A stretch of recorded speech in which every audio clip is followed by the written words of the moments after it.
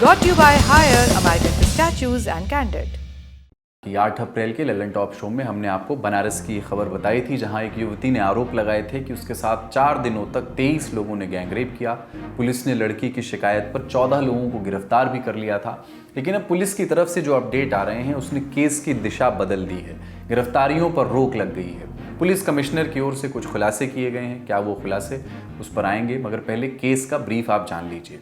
तारीख 6 अप्रैल एक महिला वाराणसी के लालपुर पांडेपुर थाने में एफआईआर दर्ज कराती है, जिसमें मां की तरफ से आरोपों में लिखा जाता है कि 29 मार्च को उसकी 19 साल की बेटी को उसका एक दोस्त बाहर ले गया और वो उसको होटल में लेकर के गया। उसके साथ उसने बलात्कार किया और उसका वीडियो बना लिया।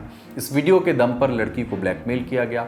अगले दिन जब उसने घर जाने की बात कही तो उसके दोस्त ने अपने और दोस्तों को और कुछ अन्य लोगों को बुला लिया।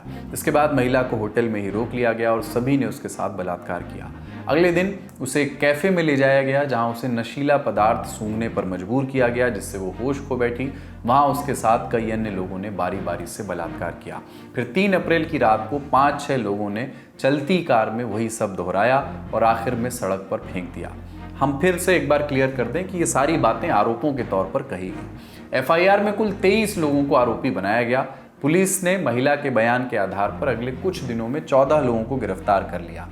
इन सभी आरोपियों के खिलाफ गैंगरेप समेत बीएनएस की कई धाराओं में मामला दर्ज किया गया। संवेदनशील मामला था तो सोशल मीडिया पर जगह भी इसे खूब मिली। बात सिर्फ बनारस या लखनऊ तक सीमित नहीं रह गई थी, दिल्ली को भी इसकी खबर लग चुकी थी। तारीख 12 अप्रैल प्रधानमंत्री नरेंद्र मोदी वाराणसी के अपने संसदीय क्षेत्र पहुंचते हैं। वहां एयरपोर्ट पर आला अधिकारी उनका स्वागत करते हैं। पुलिस कमिश्नर मोहित अग्रवाल, मंडलायुक्त कौशल राज शर्मा और जिला कलेक्टर एस राजलिंगम के साथ प्रधानमंत्री की एक तस्वीर आती है। मीडिया के गलियारों में ये फोटो तैरना शुरू होती है। उसके साथ ही नत्थी होकर पहले खबर आई कि पीएम की विकास कार्यों की पर चर्चा कर रहे थे प्रधानमंत्री अधिकारियों से। लेकिन फिर सूत्रों के मुताबिक दिल्ली से अदृश्य शक्तियों का दूरसंचार हुआ। खबर बदल गई। नई खबर ये थी कि प्रधानमंत्री ने वाराणसी में हुए गैंगरेप केस पर अधिकारियों से जानकारी ली। उत्तर प्रदेश सरकार के प्रवक्ता के हवाले से मीडिया में खबर चली कि प्रधानमंत्री ने अधिकारियों को आदेश दिया कि दोषियों के खिलाफ कठोर कार्रवाई करें और भविष्य में ऐसी घटनाओं को रोकने के लिए जरूरी कदम उठाएं।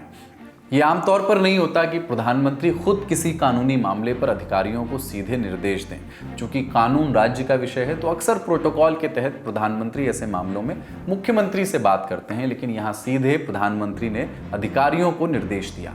वजह भी थी क्योंकि ये सीधे प्रधानमंत्री के संसदीय क्षेत्र का मसला था। चूंकि प्रधानमंत्री की तरफ से निर्देश आ गए तो अब कोताही की गुंजाइश नहीं रह गई। कार्रवाई शुरू हुई और गाज भी गिरी।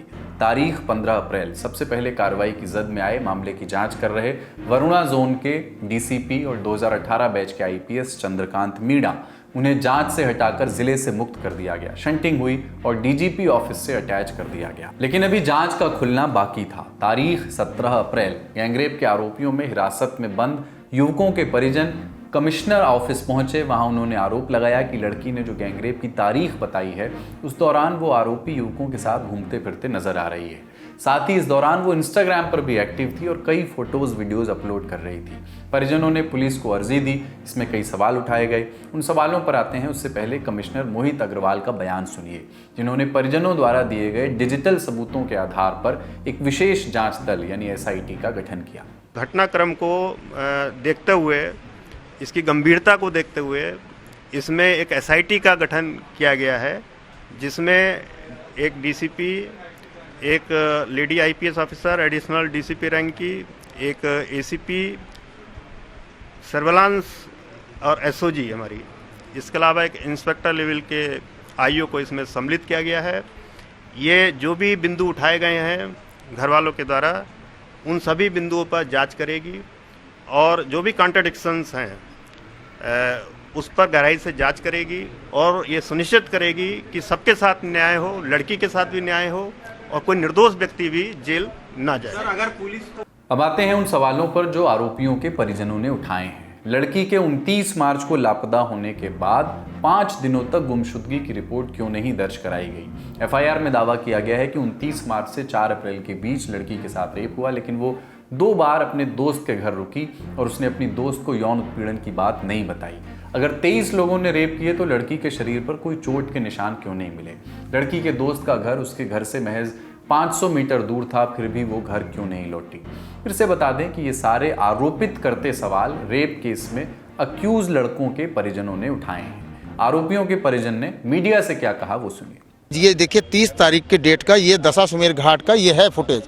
ये देखिए, ये दशाश्वमेध घाट पे ये 30 तारीख को ये घूम रही है। ये उसी अवधि का है जी, जिस अवधि में ये सारी घटनाक्रम हुआ है। जी जी जी, ये जहाँ वो हुक्का बार है वहाँ का है ये। तो इसमें बताइए कि क्या बच्चे गलत देख रहे हैं? लड़की गलत नहीं है।